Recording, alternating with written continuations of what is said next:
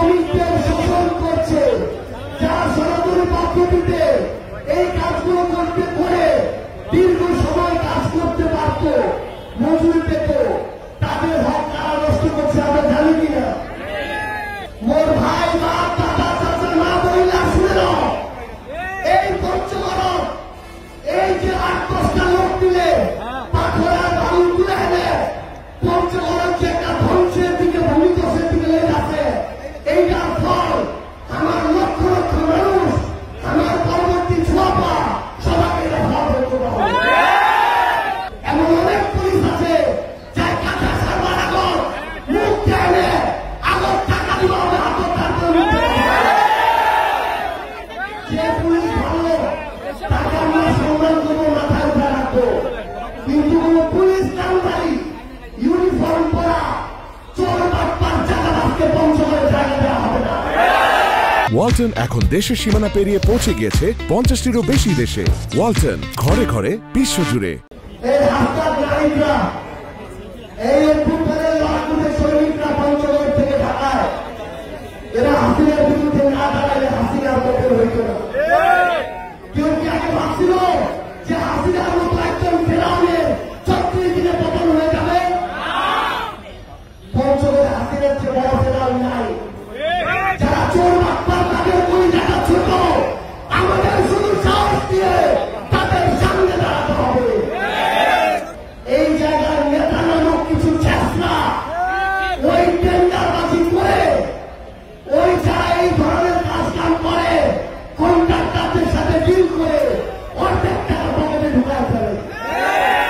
তারপরে রাস্তাঘাটের ব্যবস্থা হবে তোমার বাড়ির আশেপাশে রাস্তাঘাটগুলোর মতো।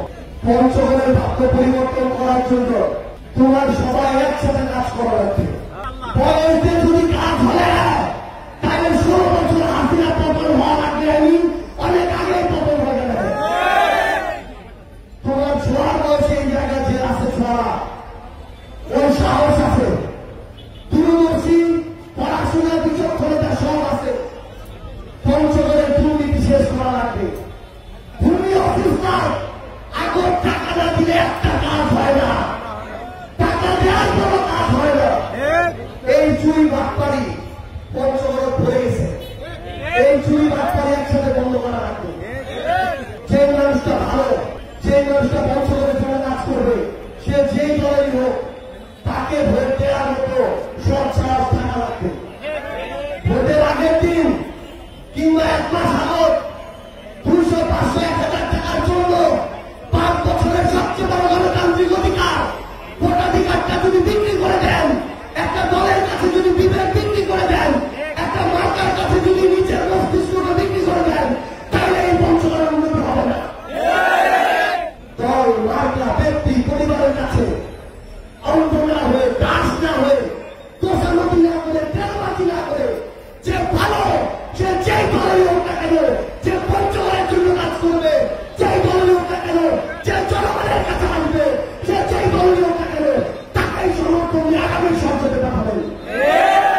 আমরা বিশ্বাস করি দল, মত, ধর্ম, বর্ণ নির্বিশেষে, স্পেশালি আমাদের এই পঞ্চগড়ে আমাদের অসংখ্য সনাতন ধর্মাবলম্বী ভাই বোনেরা রয়েছে, তারা বাংলাদেশী, তাদের সবচেয়ে বড় পরিচয় যারা বাংলাদেশী, তাদেরকে যেন অন্য কোনো কথা বলে কোনোভাবে কেউ তাদেরকে খারাপ লাগার মতো কোনো অবস্থায় না ফেলবে।